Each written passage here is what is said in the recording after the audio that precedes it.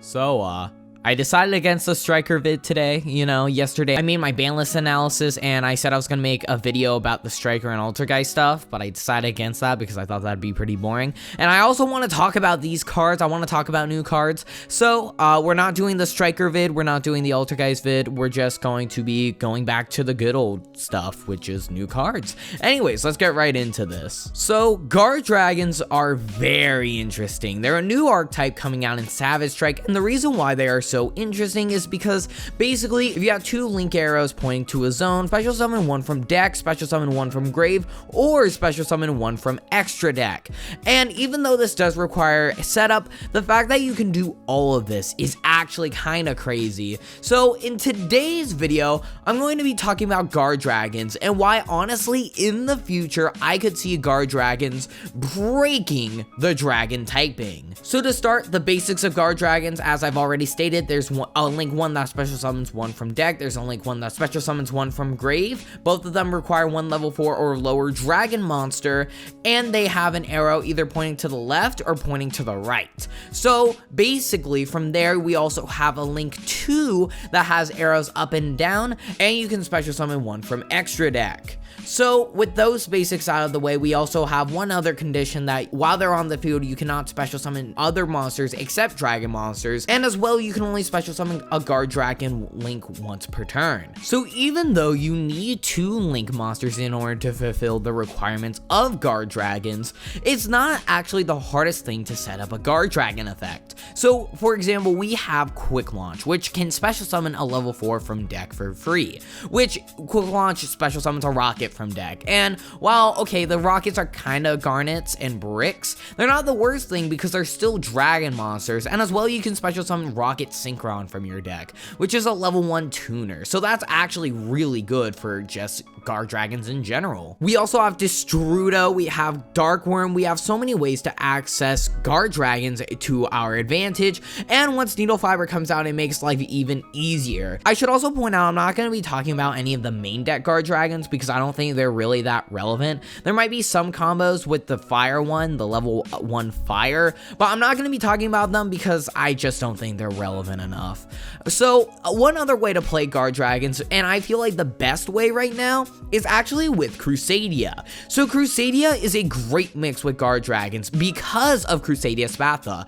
Yeah, remember that card in Soul Fusion we thought that literally was dog, you know what, like actual terrible, like it's so bad, but then once you find out Guardragons are a thing, you're like, oh dang, actually that's like really good with Guardragons. So yeah, it's a whole new world with Spatha once we find out Guardragons are really good with Spatha and Crusadia in general. But anyways, so Crusadia is a great mix with Guardragons because basically a Crusadia monster plus any special summon gets you combo.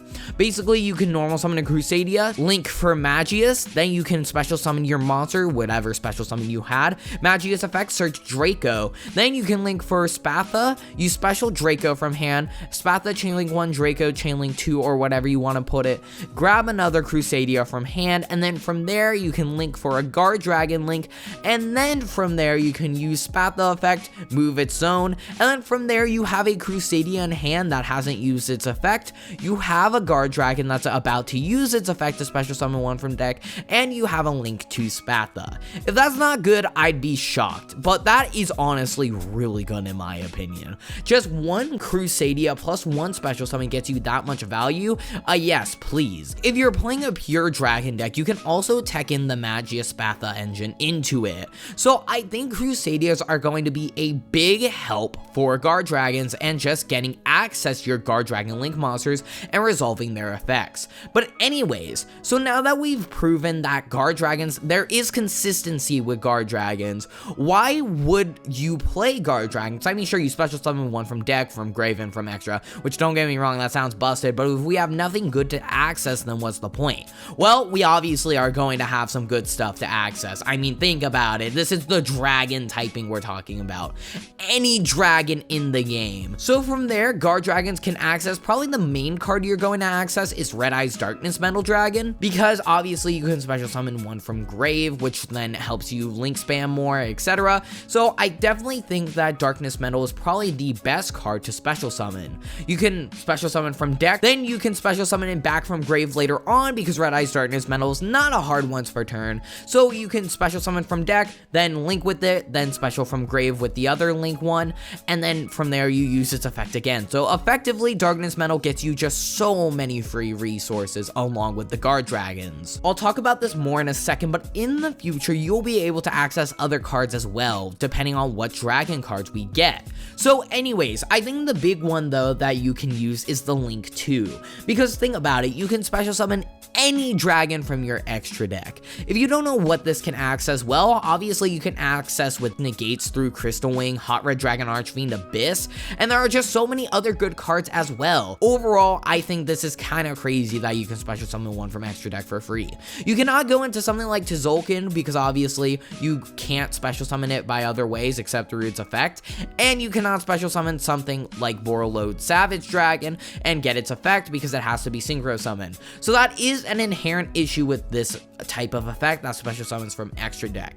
You can't actually summon it through like synchro summoning, for example, so it won't get its effect. But still, that doesn't matter when we still have Abyss and Crystal Wing to still basically do the same thing, if not better. Another good card that the Guardragons can utilize is the Hieratic Link, and I think this is very important to know. So think about it this way, Guardragons with that condition that you can only special summon dragon monsters, you need to link with it into something else in order to special summon other types of monsters. Well, one good way of doing that is the Hieratic Link. The Hieratic Link is a disruption for dragons that's a Link 2, and I think that's actually kind of crazy. Basically, if you go Hieratic Link, use its effect to bounce something, and from there, because you tributed itself, you can use the Hieratic Link in order to special summon a dragon from deck, and you can use that in order to special summon a Morphage Goliath. So honestly, that's kind of crazy. Not only is it a disruption as a Link 2, but then it says you cannot special summon monsters. That's really good, and I think that's kind of scary when used with Guardragons. But as of right now, before that comes out in dual power, we still have access to a card like Saryuja. So Saryuja is basically able to draw 4, put 3 back. You guys know what Saryuja does, but I think this is a very important interaction because honestly, most decks that use Guardragons use Saryuja right now just because it's so easy to make with 4 materials with the Guardragons and with the Crusadia engine as well. So if you're telling me that Guardragons do this much, well, why aren't they going to be good enough to be top tier from the start? Well, to start, Guardragons are great and all, but you can argue that they don't do enough. So what I mean is, for example, sure, you can go ahead and use Guardragon effect, special summon a Red Eye's Darkness Metal from deck, and then get a Saryuja at play right there. But is that enough to make it top tier? I mean, think about it this way. If they imperm the Guardragon, or if they imperm your follow-up with Saryuja, then it is honestly kind of just not that great at all. If Saryuja does resolve, then it's honestly great, but at the same time, it's not necessarily guaranteeing you some sort of crazy play, even though it probably will. I'm just saying, drawing 4, putting 3 back is great, but then you have to rely on those draws getting you there. But regarding hand traps, this leads me to my second point, that it does require a good amount of initial setup. So let's think about this. If you have 2 Crusadias or a Crusadia plus a special summon, then that's great and you have combo. And I honestly think Crusadias help Guardragons so immensely just because of how much more consistent Guardragons become. You also have Quick Launch, again, Dark Worm and Destrudo, so there's just a lot of great ways of getting access to your Guardragons. But that doesn't change the fact that it still requires a lot of setup, and it requires your opponent not to have a hand trap of some sort. If they imperm the Guardragon, if they imperm your Spatha, well, then it's kind of rough for you. Just like, it's really not that great of a scenario, and honestly, Guardragons are definitely very fragile. However, there is one thing to keep in mind with Guardragons. If we get a good enough card to turbo out with Guardragons, then that changes everything. So right now we have Red Eye's Darkness Metal Dragon, which I think is the best card to turbo out with Guardragons. But if we get a boss monster that can be turboed out with with Guardragons. Think about Diabolos, for example. Diabolos is a hard to deal with boss monster, and it can take a card out of hand. While Darkness Metal does more as of right now, and Diabolos just takes a card out of hand, plus you want to extend further, that doesn't change the fact that Diabolos is an example of a great boss monster, but just isn't good enough. So if we get an even better boss monster than Diabolos, and we can turbo it out with the Guardragons, it's basically like, for example, Masterpiece, something like that. It doesn't have to be like Masterpiece, but if we get some sort of crazy boss monster that can be turboed out with Guardragons, whether from main deck or extra deck, then that changes things, because then instead of relying on multiple cards as disruption, you can rely on one card just to do everything for you. So if it's a main deck boss monster, we can special summon it through a Guardragon, then we have our win condition on field, for example. I'm not going to explicitly say like an effect that will be incredibly broken, because there could be a wide variety of cards that can do that, or effects, but at the same time, just keep that in mind that if we get more targets in the future, that makes Guardragons that much better. We already have so many generically good dragon support cards as well. So for example, Dragon Shrine, Dragon Ravine, Guardragon of the World Legacy, Return of the Dragon Lord, Quick Launch. There are so many generically good consistency cards for Guardragons.